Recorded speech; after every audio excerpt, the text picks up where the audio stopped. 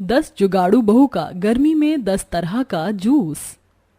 50-100 रुपए बच सके, इसके लिए हमें इन थोड़ी सी सब्जियों के लिए इतनी दूर मंडी पैदल चलकर जाना पड़ता है। जिस तरह की हमारी हालत है ना, उसमें तो हमें 1-1 रुपए की भी बचत करनी चाहिए। मेरे तो सर में धूप से काफी दर्द हो रहा है, बोतल में भी पानी खत्म हो गया, आसपास भी कहीं पानी नहीं दिख रहा। तीनों बहू कड़कड़ी धूप में सब्जी लिए प्यासी प्यासी घर लौट रही होती हैं, तभी उन्हें गन्ने के जूस वाला दिखता है। ये देखो गन्ने के जूस वाला, चलो चलकर 1 गिलास गन्ने का जूस पी लेते हैं। हमारे पास तो सिर्फ 20 रुपए बचे हैं। इस 20 रुपए में हम तीनों कैसे गन्ने का जूस पियेंगे? गन्ने का जूस हमारे यहाँ पहले 5 रुपए का आता था, अब हो सकता है 2-3 रुपए बढ़ गए हों। चलो चलकर देखते हैं। तीनों गन्ने के जूस वाले के पास जाती हैं और 1 गिलास जूस मांगती हैं। ये लीजिए मैडम, आपके 3 गिलास जूस। 3 गिलास के 90 रुपए हुए। क्या कहा तुमने? 90 रुपए, वो भी गन्ने के जूस के? भाई साहब होश में तो हो, गन्ने का जूस कब से 30 रुपए का गिलास हो गया?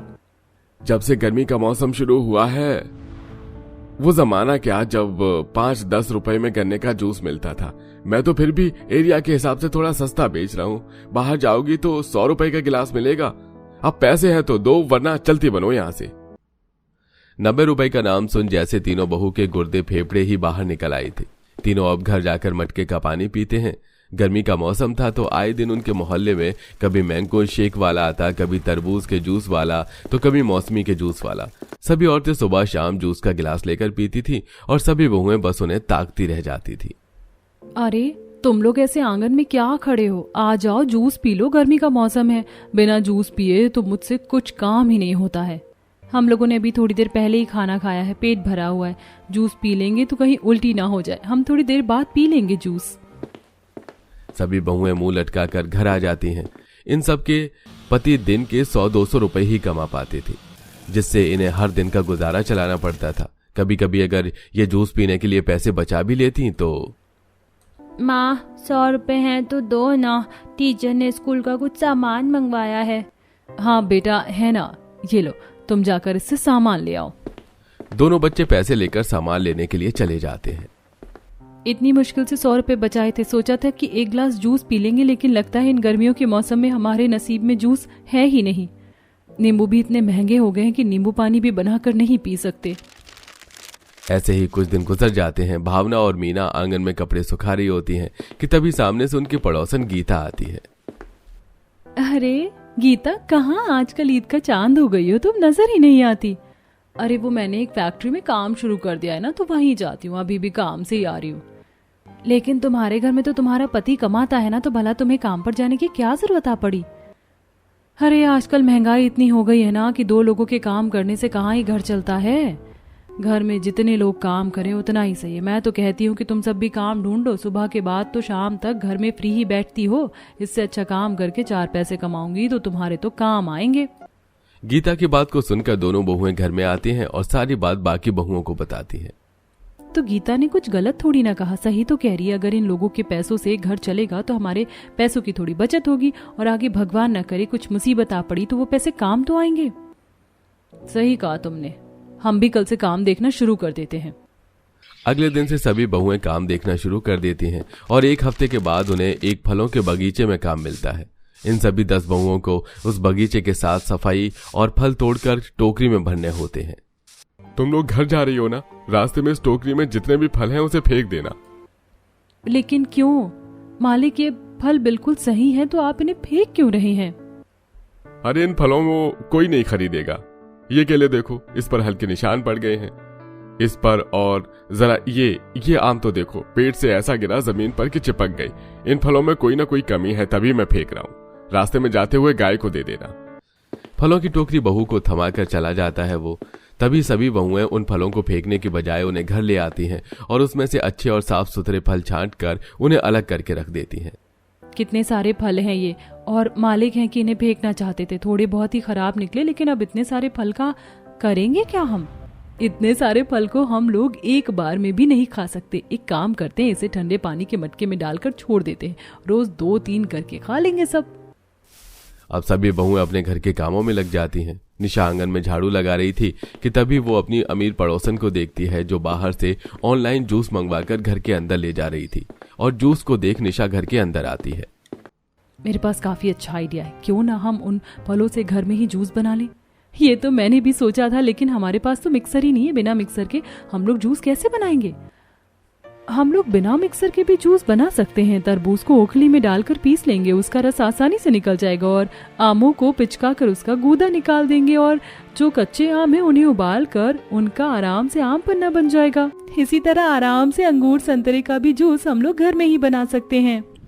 सभी बहुएं बिना देर करे जल्दी से फलों को मटके के अंदर से निकालती हैं और एक एक बहू अलग अलग फल उठा लेती है। जहां निशा आम को दबाकर उसका गूदा निकालकर मैंगो शेक बनाती है, तो वहीं भावना अंगूर से अंगूर का जूस और तरबूज को ओखली में डालकर पीसकर उसका रस निकाल देती है। थोड़ी देर में सभी बहुएं अलग अलग फलों से 10 अलग अलग तरह के जूस बनाती हैं। बाहर से बर्फ की सिल्ली लाकर उसे तोड़कर जूस के गिलास में डालकर इन गर्मियों के मौसम में पहला जूस पीती है। कुछ भी बोलो, हमने घर में जुगाड़ करके जिस तरह से भी जूस बनाए हैं लाजवाब है पीने में। ये पीने में काफी ज्यादा मजा आ रहा है। अब से जो भी फल मालिक फेंकने के लिए देंगे उन्हें हम घर लाकर इस तरह उनका जूस बना देंगे। लेकिन मेरे पास एक इससे भी अच्छा जुगाड़ है। अगर हम इन सभी जूस को घर में बनाकर बाहर बेचे तो गर्मी का मौसम है और इसमें जूस वालों की काफी बिक्री हो रही है। हमारी पड़ोसन ने एक ग्लास जूस के 250 रुपए दिए थे उस लड़के को, तो क्यों ना हम भी जूस बेचे। हम में से 5 फलों के बाग में काम करके फल लाएंगी और बाकी बची 5 जूस बेचेंगी। निशा का ये आइडिया सभी बहू को काफी पसंद आता है। अब जहां 5 बहुएं बाग से शाम को फल लेकर आती, तो वहीं 5 बहुएं अगले दिन से ही ठेले पर जूस बनाने का सारा सामान और अलग अलग तरह के फल रख उसे लेकर मार्केट चली जाती और कस्टमर को जूस बनाकर बेचती। ये संतरे और अंगूर का जूस पीने में तो काफी अच्छा लगा है, लेकिन कुछ कमी सी लगी है। इसमें थोड़ा चटपटा होता तो और अच्छा लगता। आम का जूस भी काफी अच्छा होता है, लेकिन काफी ज्यादा ये सादा है, न कोई ड्राई फ्रूट से न टूटी फ्रूटी है, और आपने तो आइसक्रीम भी नहीं डाली। बहुओं की बिक्री तो होती है, लेकिन हर कस्टमर उनके जूस में छोटी बड़ी कमी निकाल रहे थे। एक हफ्ते तक जूस की बिक्री होने के बाद जो भी कमाई इनकी होती है उसपे सभी बहुएं साबूदाना, रूह अफ़ज़ा और आइसक्रीम की फैक्ट्री से सस्ते दामों में आइसक्रीम लेकर आती है। कभी सोचा नहीं था कि आम के जूस पर आइसक्रीम के ऊपर रूह अफ़ज़ा डालकर इतना अच्छा टेस्ट आएगा। मुझे तो ये काफी पसंद आया। और आजकल भला जूस में साबूदाना कौन डालता है, लेकिन पीने में काफी अच्छा लग रहा है। छोटे छोटे अंगूरों से ये सभी बहुएं किशमिश बना देती हैं। तो वहीं कुछ बहू सस्ते नारियल लेकर आती हैं, तो वहीं कुछ 20 रुपए की मूंगफली लाकर उससे बादाम जैसा काम करती है। ये देखो, मैं ये कुछ मसाले लेकर आई हूँ। अब मैं घर में ही जूस उसके लिए चटपटे मसाले बनाऊंगी। आजकल तो हर कोई खाने पीने की चीज में चाट मसाला डालता है, अब मैं जूस में भी डालूंगी। मैंने तो तरबूज की छिलकों को अलग से काटकर पानी में उबालकर चाशनी में मिला दिया है। घर में ही कितनी टूटी फ्रूटी बना ली है। और मैंने घर में ही ये लंबी वाली सेवई बना ली है। जिस तरह लोग फालूदा में सेवई डालकर खाते पीते हैं, ठीक उसी तरह अब मैं भी जूस में भी डालूंगी। अपने छोटे मोटे जुगाड़ से इन सभी बहुओं ने घर में ही ड्राई फ्रूट्स, टूटी फ्रूटी जैसी चीज बना ली थी, और अब तो ये घर में ही आइसक्रीम भी बना लिया करती थी। कुछ समय में कबाड़ी की दुकान से 2 पुरानी मिक्सर लेकर आती हैं और मिक्सर की मदद से अनानास, नाशपाती और अमरूद जैसे सख्त फलों का भी जूस निकालकर लोगों को पीने के लिए देती हैं। अरे लोग तो फालूदा में सेवई डालते हैं, पर आपने तो इन मामूली जूस से ही सेवई डाल दी। वैसे लीची के जूस के साथ ये कॉम्बिनेशन मुझे काफी अच्छा लग रहा है। लीची का जूस पीकर ये चीकू का जूस पीना, वैसे भी तो मुझे चीकू बिल्कुल भी पसंद नहीं, लेकिन आपने जो इसके ऊपर ये आइसक्रीम डाली है ये मुझे काफी अच्छा लग रहा है। अलग अलग फलों के जूस के साथ अलग अलग तरह का छोटा मोटा जुगाड़ करके इन 10 बहू ने इन मामूली जूस का लोगों को इतना दीवाना बना दिया था कि अब तो उनके ठेले से लोग हटने का नाम ही नहीं ले रहे थे। देखो, हमने जुगाड़ से पहले घर में कितनी आसानी से जूस बनाए। छोटा मोटा और जुगाड़ करके कितना यूनिक बना दिया। आसपास कितने सारे जूस की दुकान है, लेकिन लोग हमसे ही आकर जूस खरीदते हैं।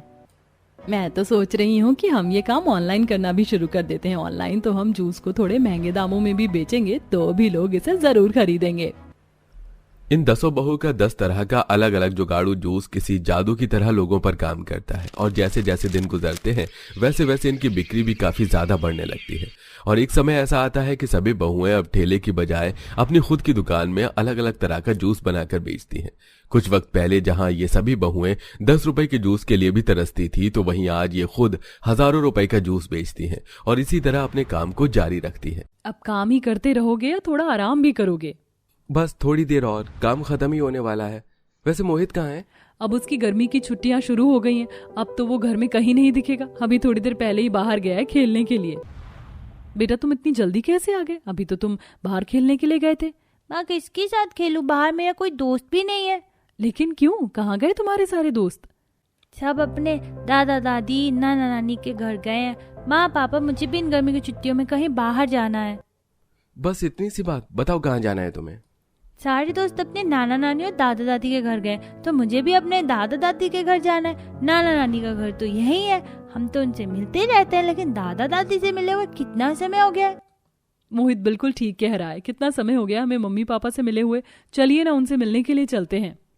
मुझे भी मम्मी पापा की बहुत याद आ रही है। एक काम करते हैं, मैं अपने बाकी भाइयों से भी कॉल कर लेता हूँ, अगर कोई साथ चलेगा तो और अच्छा रहेगा। हाँ, अपने 2-3 भाइयों को कॉल करके गांव अपने माता पिता के पास चलने के लिए कहता है। गर्मियों का समय था और बच्चों की स्कूल की छुट्टियां भी पड़ चुकी थी, इसलिए वो सभी गांव जाने के लिए मान जाते हैं और अब सब तैयारी करते हैं। हमारी शादी को कितने साल गुजर गए, लेकिन अभी तक तुम्हारी ये लहसुन की चटनी का स्वाद नहीं बदला, बिल्कुल वैसा का वैसा ही है। आपको याद है हमारे बेटों को भी ये चटनी कितनी ज्यादा पसंद थी, एक दूसरे से छीन छीन कर खाते थे। आज बड़ी याद आ रही है उन लोगों की, कितने सालों से हम उनसे नहीं मिले। बड़े होते ही सब नौकरियों के चलते शहर चले गए और वहीं जाकर बस गए। क्या उन्हें हमारी याद नहीं आती होगी? आती होगी भाग्यवान, लेकिन उनका काम भी तो होगा, तुम दुखी मत हो। कलावती और कमलेश दोनों अपने सभी बेटों को और बहू को और बच्चों को काफी ज्यादा याद कर रहे होते हैं। तभी वहां सातों भाई अपनी पत्नी और बच्चों के साथ आ जाते हैं। इतने सालों के बाद अपने बहू बेटों और पोता पोती को देख कमलेश और कलावती की आंखों में खुशी के आंसू होते हैं। अगर आज भगवान से कुछ और मांगती तो वो भी मुझे मिल जाता। मैं और तुम्हारी माँ अभी तुम्हारी ही बात कर रहे थे। कैसे हो? अब याद आई तुम्हें अपने बूढ़े माँ बाप की। बाबा, हम तो यहाँ कब से आना चाहते थे, लेकिन आप लोग भी जानते हो शहर में इंसान को सांस लेने तक की फुर्सत नहीं होती, पर हम यहाँ पूरी गर्मी की छुट्टी बिताने के लिए आए हैं। अरे अब तुम सब यूं ही खड़े रहोगे या अंदर भी चलोगे? कलावती बच्चों को लेकर अंदर आ जाती है और अब सब लोग जमीन पर ही बैठ जाते हैं। वहीं कलावती और कमलेश सबके लिए नींबू पानी बनाकर लाते हैं। दादी माँ, ये नींबू पानी तो बहुत टेस्टी है, मैं एक और ग्लास पीऊंगा। हाँ दादी माँ, मुझे भी एक और ग्लास पीना है, बहुत अच्छा है। माँ आप भी पियो ना, आप क्यों नहीं पी रही? मुझे ये पानी बिल्कुल भी पसंद नहीं है। माँ जी, क्या आप लोग हमारे लिए दुकान से कोल्ड ड्रिंक नहीं मंगवा सकते थे? अब इतनी गर्मी में क्या मुझे सिर्फ पानी पीकर काम चलाना पड़ेगा? ऊपर से आपके घर में मटके का पानी है, फ्रिज तक नहीं है आप लोगों के घर में। बहू, हमें मटके का पानी पीने की आदत है ना, इसलिए। और मटके का पानी तो शरीर के लिए भी अच्छा होता है। तुम अभी ये नींबू पानी पी लो, शाम को मैं दुकान से जाकर तुम्हारे लिए कोल्ड ड्रिंक लेकर आऊंगा। अनामिका, पी भी लेना, वो टेस्टी है नींबू पानी। सभी लोग आपस में बात करते हैं और ऐसे ही शाम हो जाती है। अरे कलावती, अब बैठी रहोगी या खाना भी बनाओगी? चिराग जलने का समय हो गया है, जल्दी से जाकर सभी बच्चों के लिए खाना बना लो। अरे हाँ, मैं तो बातों में ही बैठ गई। आज तुम सबके लिए गर्मा गर्म पूरी और छोले बनाऊंगी और साथ में हलवा भी। नहीं माँ, मैं छोले पूरी नहीं खाऊंगा, इतनी गर्मी में इतना हैवी खाना मुझसे नहीं खाया जाएगा। आप मेरे लिए ओट्स बना दो। मैं तो जिम जाती हूँ, मुझे ये सब खाना मना है। मेरे लिए आप चीज सैलेड बना दीजिए। तुम लोग जो खाने की बात कर रहे हो वो यहाँ गांव में नहीं मिलता है। अब जब तक गांव में है तब तक गांव का देसी खाना खा लो। शहर में तो तुम सब ये खाते ही हो। गांव में हूँ इसका मतलब ये तो नहीं कि कुछ भी उल्टा सीधा खा लेंगे। हम नहीं खाएंगे ये सब। अरे बच्चों, नाराज मत हो, आज रात खा लो। कल मैं काम से शहर जा रहा हूँ तो तुम लोग मुझे पेपर पर लिख कर दे देना, सब वहां से आते हुए ले आऊंगा तुम्हारा सारा सामान। कलावती अकेले चूल्हे पर खाना बनाने लगती है, जिसे देख पूनम से रहा नहीं जाता और वो भी अपनी सास के साथ चूल्हे पर खाना बनाने लगती है। अरे पूनम बहू, तुझे भी चूल्हे पर खाना बनाना आता है क्या? माँ जी, वो मेरी नानी का घर भी गांव में था, तो मैं जब भी उनके घर जाती थी वो मुझे इसी तरह चूल्हे पर खाना बनाना सिखाती थी। आप सब्जी बना लीजिए, मैं जल्दी से पूरियां तल लेती हूँ। थोड़ी देर में खाना बनकर तैयार हो जाता है और अब सब लोग खाना खा लेते हैं और अब सबके सोने का वक्त आता है। हम 7 परिवार इस एक छोटे से कमरे में कैसे रह सकते हैं? मैं तो यहाँ बिल्कुल भी नहीं सो सकती हूँ। इतने साल हो गए बाबा, लेकिन आपसे अभी तक इस एक कमरे को 3-4 कमरों के घरों में नहीं बदला गया। अब इस एक कमरे में हम 7 परिवार कैसे रहेंगे? बच्चों, जब तुम लोग छोटे थे तो आराम से इसी एक कमरे में हमारे साथ रहते थे, लेकिन बड़े होने के बाद तुम लोगों ने शहर में अपना घर बसा लिया, तो बचे हम बूढ़ा बूढ़ी। इसलिए हम इसी कमरे में आराम से गुजारा कर लेते हैं। लेकिन जरा बच्चों का तो सोचिए, वो कैसे सोएंगे? यहाँ तो बेड भी नहीं है। हमें हमारे बच्चों को जमीन पर सोने की बिल्कुल भी आदत नहीं है। माँ आप फिक्र मत करो, हम लोग दादा दादी के साथ बाहर आंगन में सोएंगे। पता है बाहर काफी ठंडी ठंडी हवा चल रही है और आसमान में ढेर सारे तारे भी हैं। चलो ना दादा दादी, हम सब बाहर सोते हैं और आज आप हमें अच्छी सी स्टोरी भी सुनाना। कमलेश आस पड़ोस के लोगों से सोने के लिए बिस्तर मांग कर ले आता है और अपने कमरे में अच्छे से बिस्तर लगा देता है, जहां अब सारे बहू बेटे अंदर सोते हैं तो वहीं सारे पोता पोती अपने दादा दादी के साथ बाहर सोते हैं। अगले दिन कलावती अपनी बहू पूनम के साथ मिलकर सबके लिए नाश्ता बनाती है और सबके नाश्ता करने के बाद जहां सारे पोता पोती अपने दादा के साथ बाहर चले जाते हैं तो वहीं सारी बहुएं गांव में गर्मी से परेशान होने लगती हैं। ये इस गांव में कितनी ज्यादा गर्मी है, यहाँ पर नेटवर्क भी नहीं आ रहा। सोचा था गांव जाकर रील बनाऊंगी, लेकिन लाइट भी नहीं है, तो पता नहीं कब आएगी लाइट। यहाँ गांव में रहना तो एकदम बेकार आइडिया है। वहीं दूसरी तरफ पूनम अपनी सास के साथ आंगन में मिट्टी और गोबर से लिपाई कर रही होती है, जिसे देख कुछ बहुएं, पूनम तुम कैसे गोबर को हाथ लगा रही हो? यू, मुझे तो देख कर ही घिन आ रही है। छी। पूनम को अपनी बाकी भाभियों से जरा भी फर्क नहीं पड़ता और वो अपनी सास के साथ घर के सारे काम करवाने के साथ साथ पूरे गांव को अच्छे से एक्सप्लोर करती है। तो वहीं सभी बहू के बच्चे भी अपने दादा के साथ काफी मस्ती कर रहे थे।